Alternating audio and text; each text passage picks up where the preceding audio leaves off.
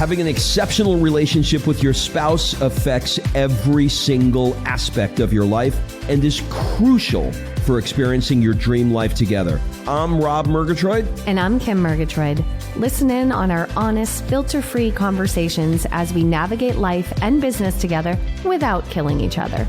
You'll learn by osmosis how to transform the friction you feel in your relationship into a purposeful foundation that will allow you to grow together. Welcome to the Friday Podcast. Dr. John Demartini, thank you for being on the show. Thank you. Thank you for having me. I was looking forward to it. I am so thrilled. So just for the sake of time here, I want to jump right into the discussion of this book that I'm holding in my hand, which is called The Values Factor. And what made me reach out to you is you gave an example on one of the interviews that I heard about how a couple could walk into a mall and see things completely differently from each other. The man could see things related to business, like suits, if he valued business at a high level, and the woman could see things like children if she valued raising children at a high level. Can you set the stage from a values perspective on what you meant by that? All of our sensory input into our spinal cord and also into our brainstem gets filtered predominantly, not only, but predominantly in an area of the thalamus, which is a relay center to the cortex, called the pulvinar nuclei. And this pulvinar nuclei is called the filter.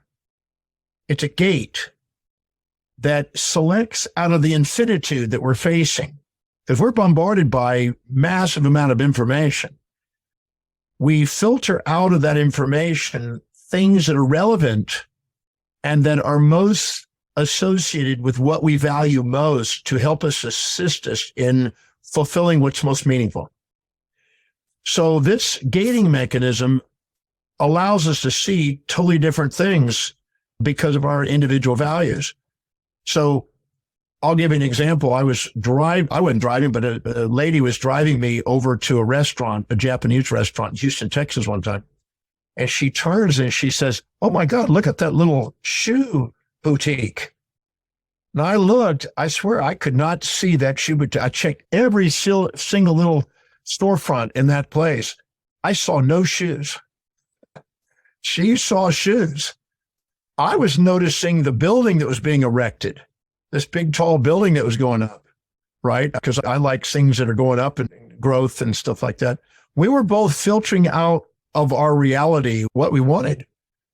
And so that's why they think they put Starbucks in the center of the malls to keep the other one with some sort of stimulant to keep awake while they're shopping with the individual, because they have completely different values. They're bored to shop on what's not important to them. But the second you get them in what's important to them, they're now engaged. So we automatically filter our reality through our senses. Our perceptions, our decisions, and our actions are filtered through what we value most. And we're constantly attempting, because of the amygdala, to get the most advantage over disadvantage over whatever will help us fulfill our values most from our reality. So this is a normal neurological behavior that goes on in every human being, regardless of age, based on the filtered values that they have. Let's take this a level deeper. You've explained that intrinsic motivation comes from what you value most, what you're describing now.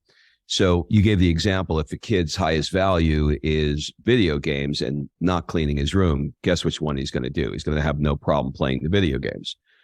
Can you explain how someone can figure out what their highest values are in a quick, easy way? Yeah, I first got involved in values when I was 23, and I'm almost 69 now. I'll be 69 in a few months. And so I've been 45 years exploring values and axiology. And most of the determining factors that most of the people that write about it are swayed by social idealisms, by mothers, fathers, preachers, teachers, conventions, traditions, mores, conventional constructs. And I don't find that to be fruitful. I find out to identify what people's values are, you need to look at what their life demonstrates, not what they think it should be. Nietzsche mentioned the difference between what is and what ought to be. And most of the value literature is about what ought to be. It's a moral construct and more hypocritical construct instead of what you're actually demonstrating in your life. So my life demonstrates that I have a value on teaching and researching and learning. I do it every day, 7 days a week. So to determine somebody's values, their highest values, you want to look at what their life demonstrates, not what they say. I've asked thousands of people how many of you want to be financially independent. They all put their hands up and their feet up in the air. And then I asked them how many of you are, and 7 out of 5,000 put their hand up one day.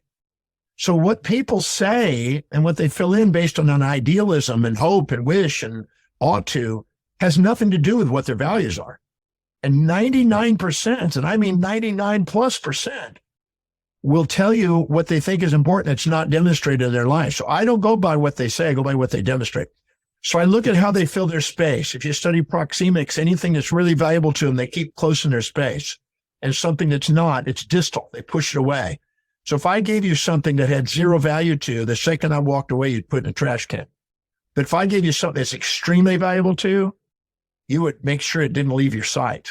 So proxemics show that anything that's in your personal, which is 4 feet, and your intimate space, 1.5 feet, particularly that intimate space, is what's most valuable. So that's one indicator. The second is you find time, make time, spend time on things that are valuable to you. You run out of time for things that don't. You're dedicated to maybe sharing a great message with this podcast, et cetera. You'll take the time for that. But if somebody says, hey, let's go talk about politics and gossip, you'll probably yawn and say, no, thank you. It's a waste of my time. So you make time, find time, spend time on things that are valuable to you, and things that are really valuable to you, you spend the most time on. I spend most of my time, sometimes 14 hours a day, teaching. So and if you look carefully at how you fill your space, my space is filled with my computer. It's within 18 inches of me. I'm seeing it and I'm touching it. So anything you're engaged in with your senses and motor activities that's most close to you in your space is what's most valuable. So my computer is my gateway into teaching and researching and communicating. So if I look carefully what I fill my space with and what I spend my time on, there's a pattern there if you're honest. And they both will be pointing to the same direction, speaking and teaching, educating. Then the third one is, what is it that energizes you most? When you're doing something that's high in your value, your energy goes up. If you're doing something low in your value, your energy goes down. Your reticular activating system, which ends in the pulvinar nuclei up in the thalamus, turns on and turns off, wakes, sleeps, according to what you engaged or disengaged by something that supports or challenges your value system. So you look at what energizes you most, because you have more energy at the end of the activity than when you started if it's something really inspiring for you. So teaching me, I can go all day long on it, 14 hours a day, no problem. I'm fully energy at the end as when I'm started. You probably have it at the end of your podcast, you're probably exhilarated more so than when you started. So anything that's high in your value, your energy goes up. Anything that's low in your value, your energy goes down. The fourth one is money. You find money, you spend money, make money, get money for things that are valuable to you, but you're not going to go out of your way to spend your money or get money for things that aren't. So if somebody comes along with an incredible opportunity for you to do something that's really deeply meaningful to you, you'll spend the money on it. Your wife will spend money on what's important to her. And you'll both think that each other is wasting money on things because they have two different value systems. You think what she's doing, is that really needed? And she goes, well, do you really need that thing? So your values are filtering how you spend your money, and your hierarchy of values dictates your financial destiny. If you don't have a value on wealth building and buying assets, and you have a desire for immediate gratifying consumables that depreciate, you're not going to get financially independent. So that's why that's the cornerstone of your financial positioning. So if you look carefully, how do you spend your money? Where is it dispersed most, second most, and third most? And again, most of my money goes back into an investment into educational, my business of education. The second is investments. It used to be buying books. I used to buy 40 to 70 books a week when I was speed reading books all day long. Now, a lot of it research is online. I don't have to pay anything. So my money goes into investments, but then it also goes into travel because I live traveling around the world. So if I look carefully at what my money is, it reveals it. But I don't spend money on gourmet foods. It's not important to me. I live to perform. I don't live to eat.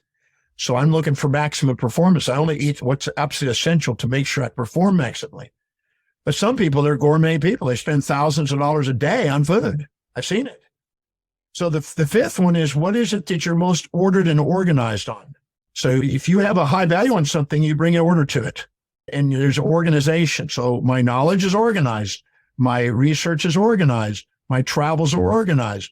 But my social life, it's not organized. My girlfriend comes in and tells me where to go for social events. That's her specialty. But I don't do that.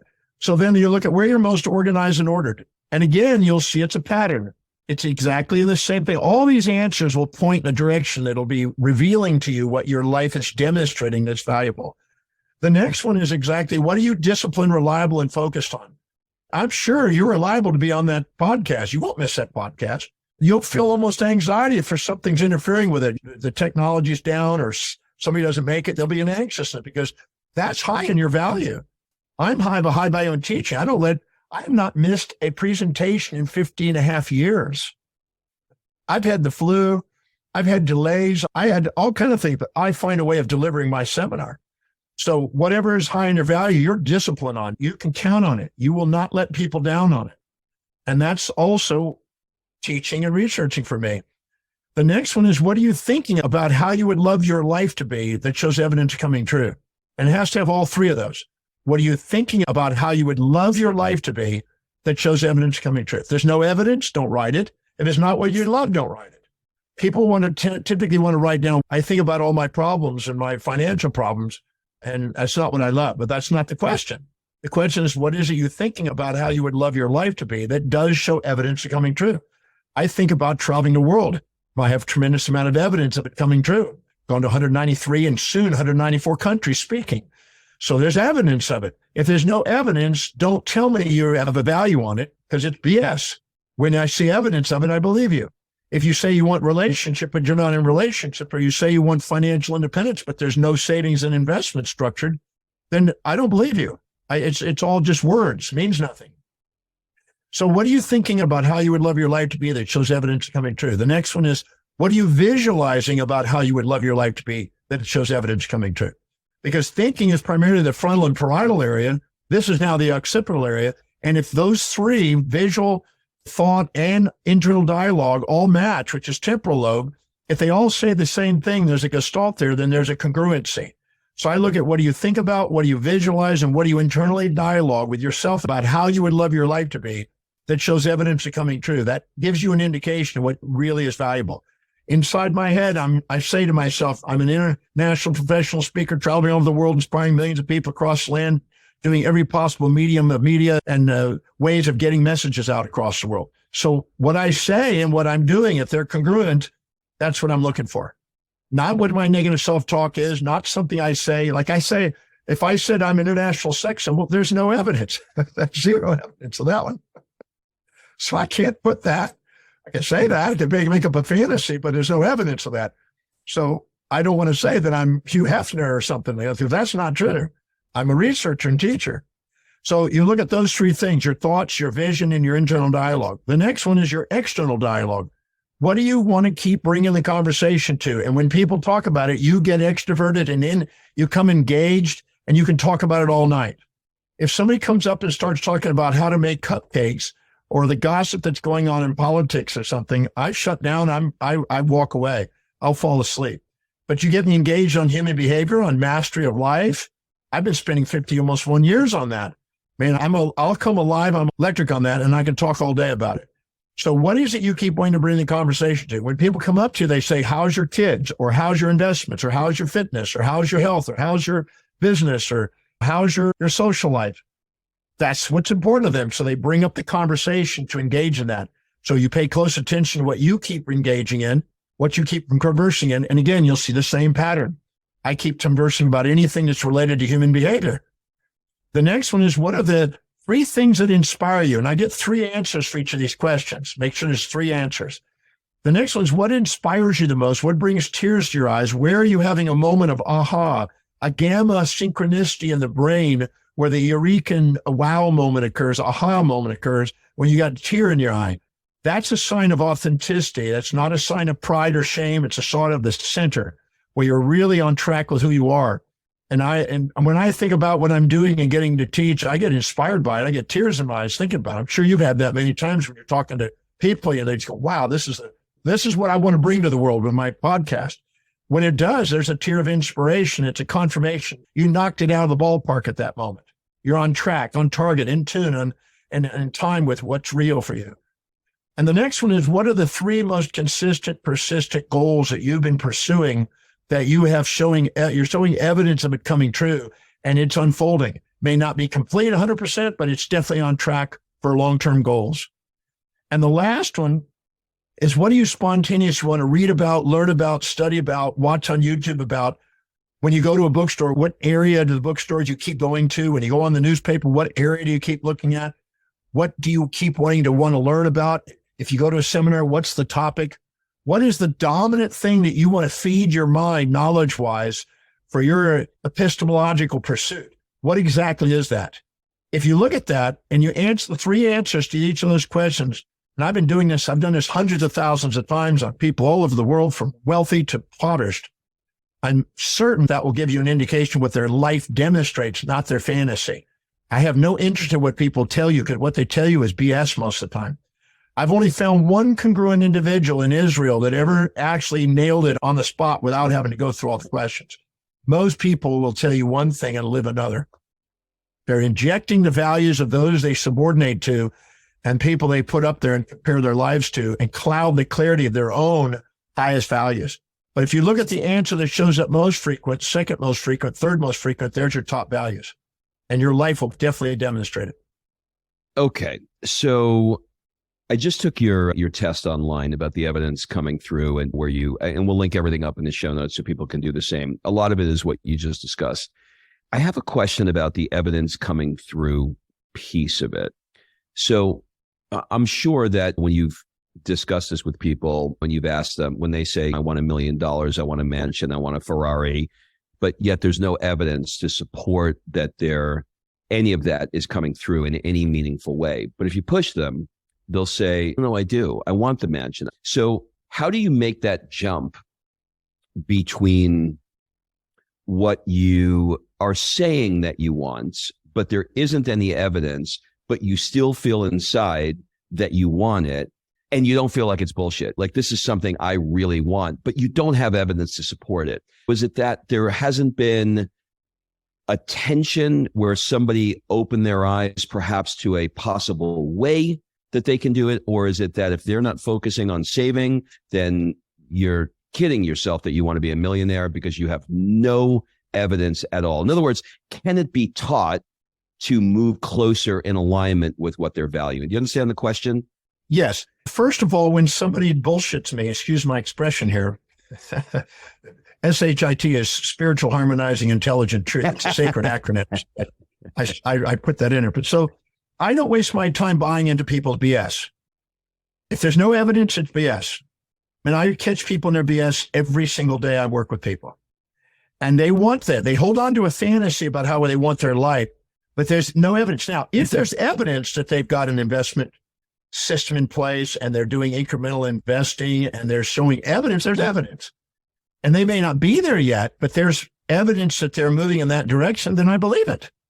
But if they've never had they're living beyond their means, they're in debt, they're spending more than their credit cards, they have no savings, no investment knowledge, they have no knowledge of where to put the money, why would I believe that? I just tell them, where's the evidence for me to believe that BS?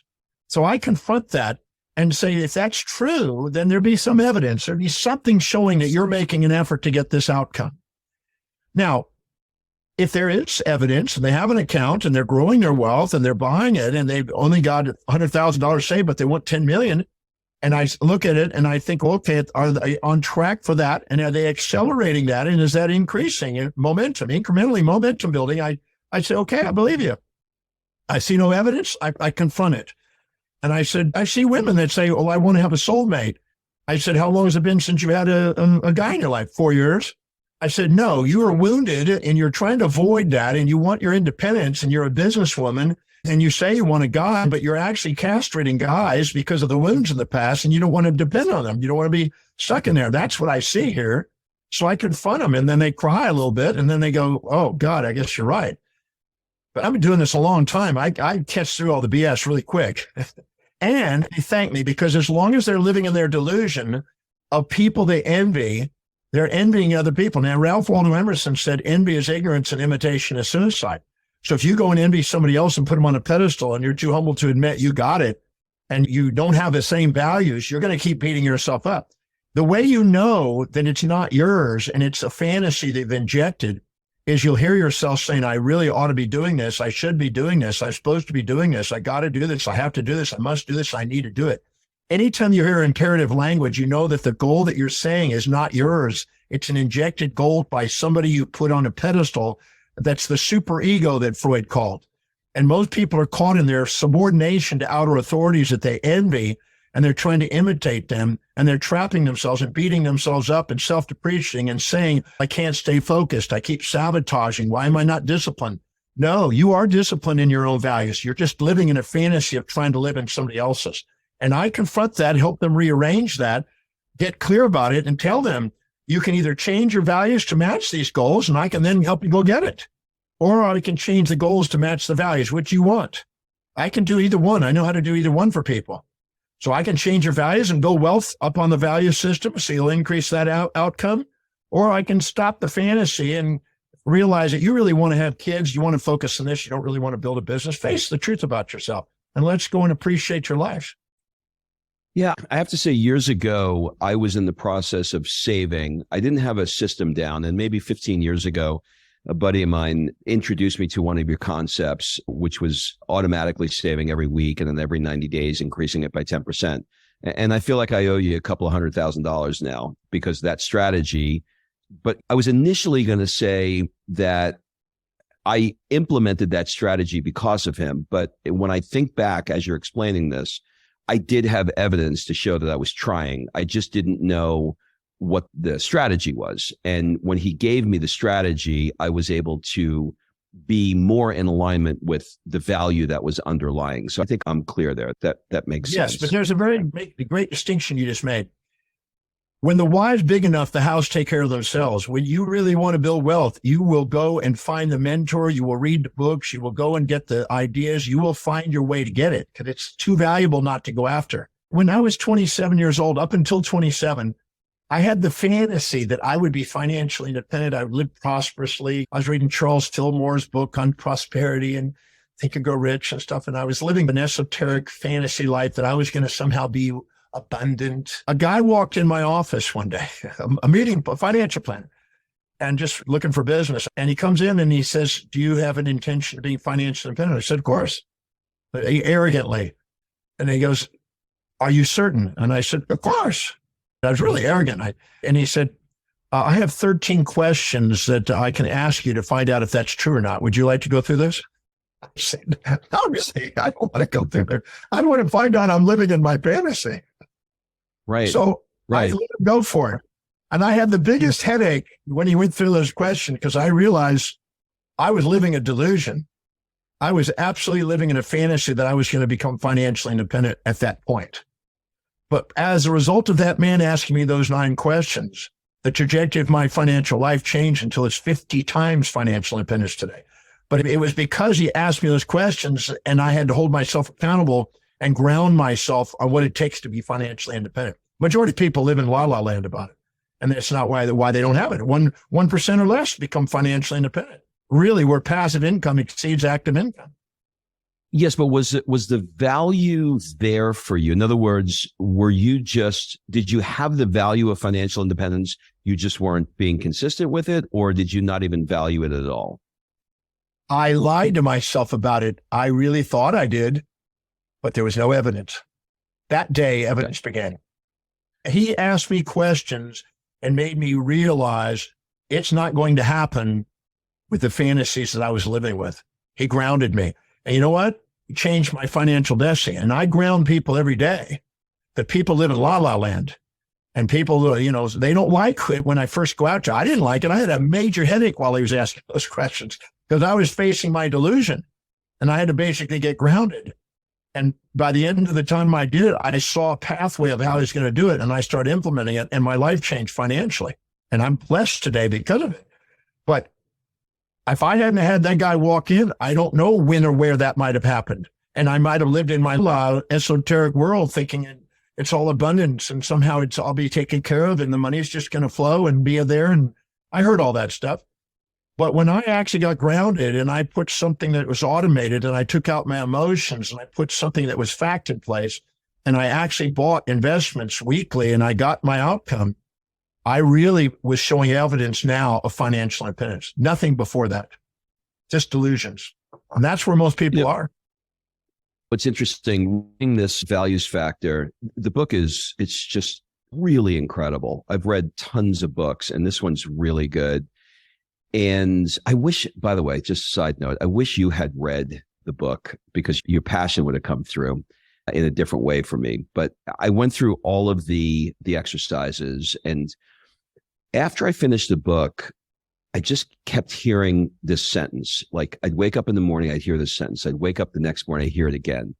And it was one sentence. And the sentence is, I've been living in Florence for 2 years now. And the sentence was, I'm a writer that lives in Tuscany. I'm a writer that lives in Tuscany. That was it. Like it just, and I realized that there are so many things when I took the test, when I read the book, what it all kept coming back to is why I moved to Italy, how I'm sharing about Italy and the cultural differences that I got with Dolce Vita versus living in the States and all of the social media that I'm naturally putting out versus what I feel like I should be putting out. And so I just decided, you know what? I got this idea for a book and it's called I Like You Better in Italy. And I just sat down and I started writing it. And about halfway through the process, and there's a part of me that almost feels like this is too easy. Like, how could I really make a living at this? How can I really make this work? Really horrible questions, right? What is it about us living in alignment when we find out what our values are? What is it about living in alignment with those values that feels like, well, it can't be that easy, or you got to struggle to make it work? You get the essence of the question? Yes. There's 7 questions I'd like to share if I could. The first question is, what is it I would absolutely love to do in life? So I asked this around age 18. I knew at 17 I wanted to travel the world and teach. I had a vision of me standing in front of 1 million people teaching with an iconic building of every major city around the background. I still have that picture on my phone. I could show it to you. And I knew I wanted to travel the world and teach. That was absolutely clear. So I asked, what is that I absolutely love to do? I want to travel the world and teach. Okay. The second question I asked is, how do I get handsomely and beautifully paid to do that? How can I make millions doing that? I didn't say, how can I afford to do it? Most people ask, how can I afford to do what I love? Don't ever ask that. How do I get handsomely and beautifully paid? How do I make millions doing what I love, or billions? How do I get made fortune doing what I love? That's a very new framing for most people that they don't think about, because unless their vocation and vacation are the same, they're going to have Monday morning blues, Wednesday hump days, thank God it's Fridays, and week friggin' ends. And they're going to have a split psychosis between vocation and vacation. They're going to go to work and they're going to want to get money, and then they're going to go out and spend it on something that they like doing. And so they're making money to spend it. And they're living in a sense for kind of immediate gratification. They were looking for a break and a vacation and a retirement instead of doing something they love to do where they don't even care about that. There's a guy here that lives on a ship here that's got about 5 billion. And he basically he's 85 years old and he's still cranking an incredible schedule doing what he loves doing. Those are the people I've mentored under, not people that are debaucherous. Money without meaning leads to debauchery. Money with meaning leads to philanthropy. And this is a very philanthropic guy, very inspired by contribution to human beings. So it's very important to basically identify what it is you really want to do and make your vocation your vacation. So the second question is, how do I get handsomely, beautifully paid to do it? The third one is, what are the highest priority actions I can do today that will move me one step closer to that reality? What actions can I do today that I can do that will move me one step closer to that reality? If you do that every single day, every day you show more and more evidence of that happening, and more ideas and opportunities and things and associations come up, and you move in this direction, you'll get there. The fourth one is, what obstacles might I run into and how do I solve them in advance? The executive function of the brain mitigates risks and strategically plans and transforms fantasies into true objectives. So you can spontaneously act without resistance and procrastination and hesitation, because you now have a clear path. You mitigated the risks. You know what the risks are. You know how to handle them. A Musk doesn't go to Mars by positive thinking. That's ridiculous. He goes there by hiring people what's the thing that could go wrong and how do we solve it in advance to save billions of dollars? So you want to be able to ask, what are the obstacles, and meditate on the evils, as the Stoics used to say, to make sure you have a real plan that's a real objective, not a fantasy.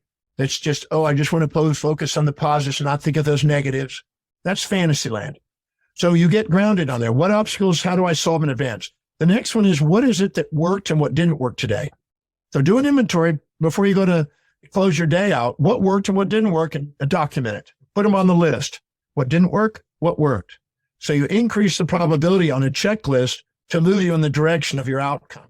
Then, no matter what happened today, how do I do it more effectively and efficiently tomorrow? So if you see something that didn't work, how do I do it more effectively tomorrow?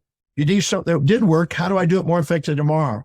And the last question is, no matter what happened today, how did it still help me move one step closer? By either learning what to do or not to do, how did it get me one step closer? So you're seeing whatever happened on the way, not in the way, and you're not accumulating the anxiety and phobias of assuming there's a drawback along the way. And it's impossible not to move in your direction. I've trained people on this for years. I showed a woman how to take spending time with her dog into a $100 million business. $100 million hanging out with her dog. She wrote down, I love spending time with my dog. How do we make millions doing that? She turned into a $100 million company. It's pretty crazy. You're one of these guys where I'm watching the clock because I have so much I want to ask you, but I know that you're on a tight schedule. So I want to get into a few more quick things with you. One of them is you have a tremendous command of the neurology, for lack of a better word, of how values affect the functioning of the brain. And you've explained that when you're functioning from a lower value, your blood glucose and oxygen go into the amygdala and survival kicks in. But if you're setting goals that are aligned with your highest values, the blood glucose and oxygen go into the executive center of the frontal lobe. So I'm trying to process this, and I don't know if I'm looking at this in the right way, but I want to make sure I understand this. So in the amygdala, you've got fight or flight, right? So if let's say that you have a goal and you say, I'll stay with the same example. I want a mansion, a yacht, and a Ferrari, right? But deep down, you don't really value that, but it's something that you're saying.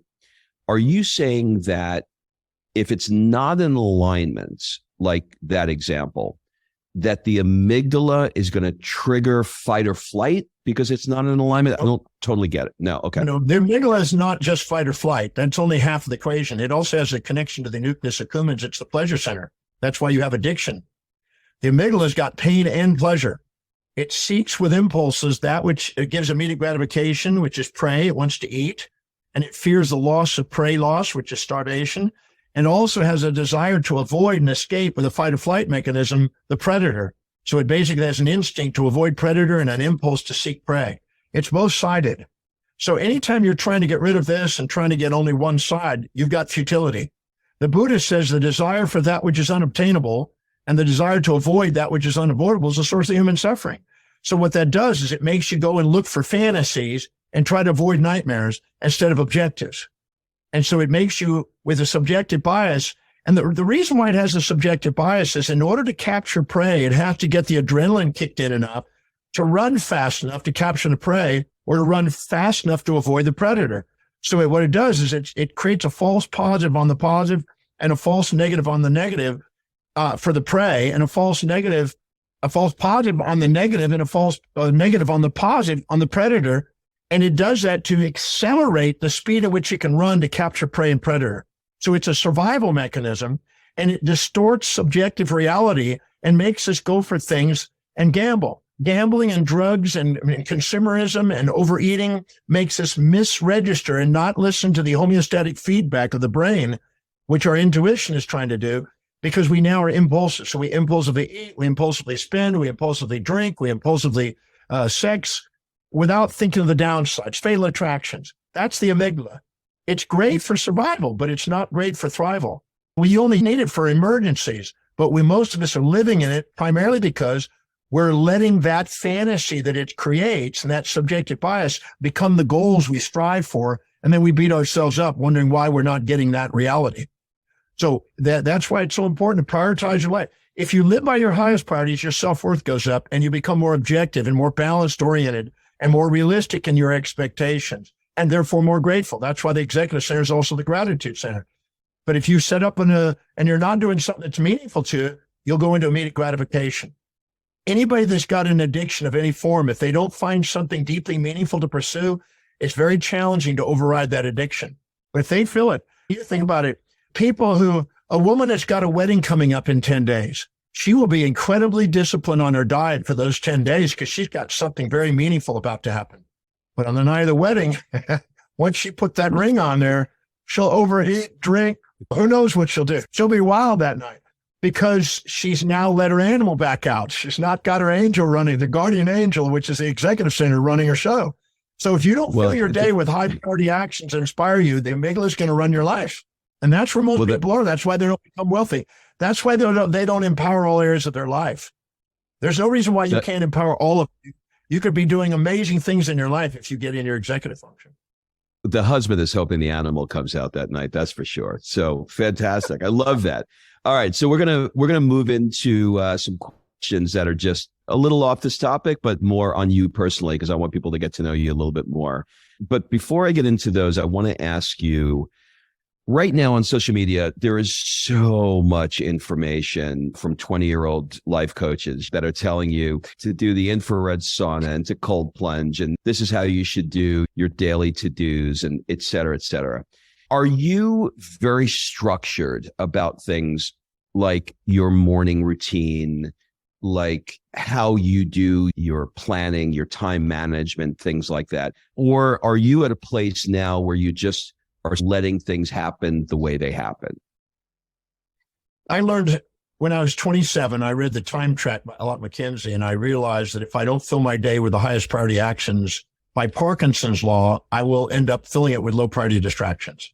Work expands to fill the time allotted kind of thing. So I realized that what is that? I asked myself, what is really priority? And it's the thing that produced the most, that serves the most people, and also has the most meaning in life, and the thing that I spontaneously love doing. So what I've narrowed mine down to is teaching, researching, and writing, and traveling. That's it. So I don't do anything else. Anything that requires motivation from the outside, or reminding or motivation of any form to do, incentives for me, I don't do. I hire people to do that. So I only teach, research, and write. So I don't get distracted because I don't have distracting, as I've delegated all the stuff that's not inspiring to me to people who love doing it. So I don't have to deal with that. There's a link, or what do you call an email or a phone or a WhatsApp to those people. If there's something that comes up, I just go, take care of it. Because I'm dedicated to teaching, researching, and writing. So I spend my day doing that. So I don't have a lot to go off on it. Now my schedule is varied. Tomorrow I'm in Australia, so I'll be going all night and a strange hour. So my morning is now a different time of the day. So there is no pattern because I'm in countries all over the world throughout the day. Sometimes 4 in one day, 4 different time zones in one day. So I don't have this exactly. I get up at this time and I do that because that's not possible with what I'm committed to. But I do have a pattern of what I eat pretty well. I do make sure that I don't live to eat. I eat to live. I eat things that are maximizing my performance and vitality. I drink water and vegetable juices. I haven't had a cup of coffee, but 3 cups in my entire life. I don't drink coffee to tea. Don't drink wine, alcohol, anything that distracts me from my mission, I don't do because it's not helping me get my mission. So people say, well, you're so disciplined. Well, I don't feel it's discipline. It's not, I don't have a desire for that. So it's not discipline to me. It's just what I love doing. So I fill my day with the highest priority actions that I love doing and delegate the rest. And it simplifies life. And it's not a lot of effort. When you're doing something you love doing, you don't feel effort. This isn't effort for you and me. I bet you didn't. No. I bet you didn't want to paying attention to time, and an hour's gone by almost. Boom, like that. We don't think about it. For sure. You're on the boat right now. Is that right? Yeah, I'm on the world right now. Okay, so I feel like I read about you on that boat 20 years ago. Am I right? Yeah. Yeah, I've been on here for 22 years in October. I bought 22 years ago, October, right after 9/11. But we didn't launch until March. So it's 21 and a half years since I've been on here. I remember reading that. I thought when I wrote my questions out, I was going to ask you about what it was like being on that because I made the assumption that you did a year or two. But here it is 20 years later and 22 years later, and you're still on the boat. What is it about that made this stick for you? Oh boy, we could go for an hour on this one. First of all, when I was 18 years old, I came home from Hawaii and I asked my mom, what exactly is a genius? Because I was told by Paul Bragg to say to myself every single day to help me overcome my learning problems and my speech problems, learning disabilities, to say I'm a genius and I apply my wisdom every day. So I asked my mom and I go, what exactly is a genius, Mom? Because I've been saying it because he told me to say it. He said, people like Albert Einstein and Da Vinci. So I said, get me every book you can on there. I want to see if I can learn how to read and study a dictionary and learn how to do it with that. I came in this one little statement that Albert Einstein said. He says, I'm not a man of my family. I'm not a man of my community, city, state, or nation. I'm a citizen of the world. So I wrote that down. I'm a citizen of the world because I love traveling. And then I realized that Epictetus said the same thing and Socrates said the same thing. I'm not a man of Corinth. I'm not a man of Athens. I'm a citizen of the world. So I looked up what a citizen of the world is. It's somebody that basically doesn't attach to any one location and the whole world is home. So I said, the universe is my playground. The world is my home. Every country is a room in the house and every city is a platform to share my heart and soul. And I wrote it out right then. And I've been affirming that in my head. That's been in my brain 1,000,000 times ever since. And so the perfect home for me is Earth or the world. So the only thing that goes around the world is either a plane that hasn't been created yet that goes around the world full time or a ship. And when the ship came and I saw that in the route report, I said, perfect. And then when we actually launched in March in Norway, the ship, amazing. We have some of the owners there, not all of them were there, but most of them there. And the captain dings a little glass, ding, ding, ding, ding, and makes a speech. And he says, at one time, we believed the world was flat. And then we believed it was a sphere. But no, the truth is the world is this. And he shows a picture of the world. And the world is your home and every country is a room of the house. He said exactly the two statements that were in my statement from 18.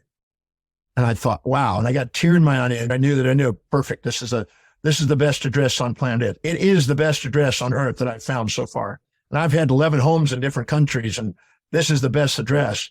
And the most amazing people going to the most amazing places, doing the most amazing things and adventures. So it far exceeds most people's expectation when they come here. Do you live anywhere else but the boat, or is it only the boat?